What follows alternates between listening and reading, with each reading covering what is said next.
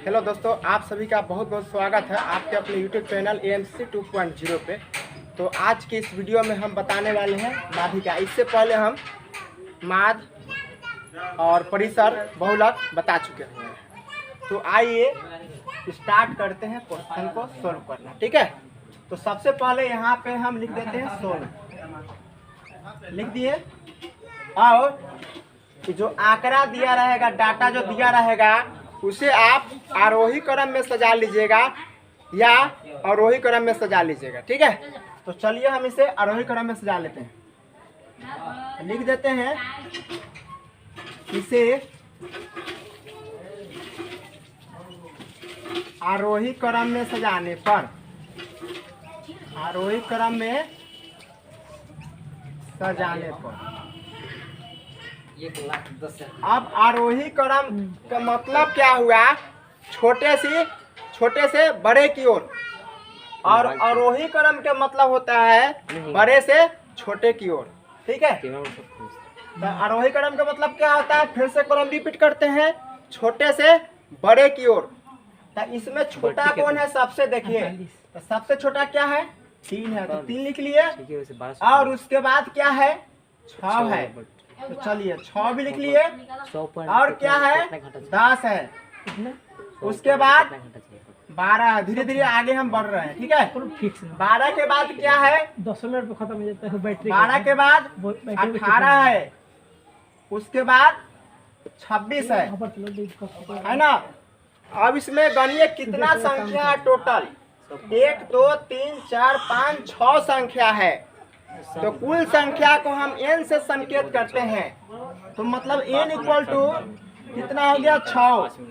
और देखना है अगर n जो है यानी कुल नंबर यदि सम आएगा तो माध्यिका निकालने के लिए हम बीच से 2 मान को लेकर और जोड़ देते हैं और 2 से भाग दे देते हैं, तो माध्यिका निकल जाता है। ठीक है, और n अगर विषम आ जाए तो बीच में जो संख्या रहता है वही आपका माध्यिका हो जाता है। तो अभी n क्या है?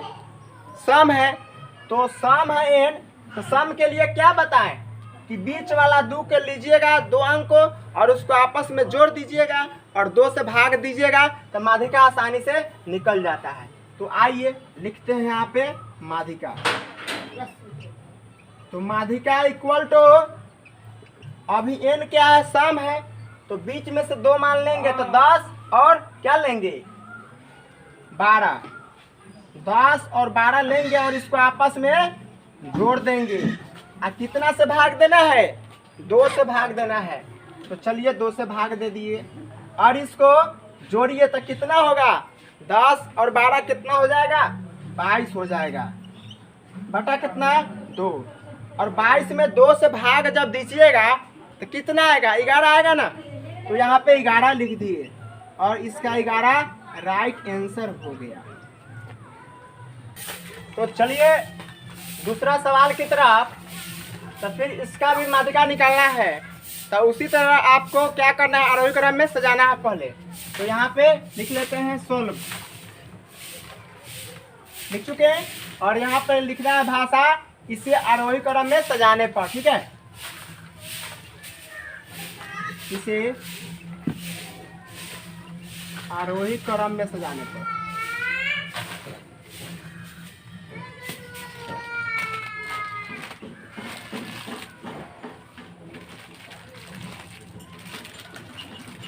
चलिए आरोही क्रम में सजाते हैं। सबसे कम कौन है इसमें? तो सबसे कम 2 है, 2 लिख दिए।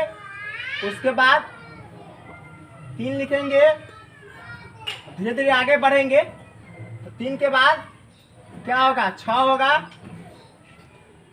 और क्या होगा इसके बाद? 10। चलिए 10 भी लिख चुके हैं। चलिए 12। उसके बाद होगा 16। उसके बाद 21। अब इसमें काउंट कीजिए कि टोटल नंबर कितना है? 1 2 3 4 5 6 7। टोटल नंबर 7 है। टोटल नंबर को n से इंडिकेट करते हैं यानी सूचित करते हैं। तो n बराबर क्या आ गया? 7। तो पहला क्वेश्चन में आपको बताए थे इस समय कि जब n का मान सम आ जाएगा तो बीच में से दो संख्या को लेना है, दो अंक को लेना है और आपस में दोनों को जोड़ना है और 2 से भाग कर देना है, तो आपको आंसर प्राप्त हो जाएगा। लेकिन अगर n का संख्या विषम आ जाए, ठीक है, यानी n जो है विषम आ जाए, तो इसमें क्या है, माध्यिका बीच वाला ही आंसर माध्यिका हो जाता है। ठीक है, तो इसके लिए माध्यिका जो है, माध्यिका हो जाएगा बीच वाला मान। बीच वाला मान कौन सा है, ध्यान दीजिए, टोटल मान कितना है, 7 है। 3 मान इधर से हम छांट दिए और 3 मान इधर से छांट दिए, तो बीच में क्या बचा, तो बीच में 10 बचा, तो इसका माध्यिका क्या हो जाएगा, 10, और यहाँ पे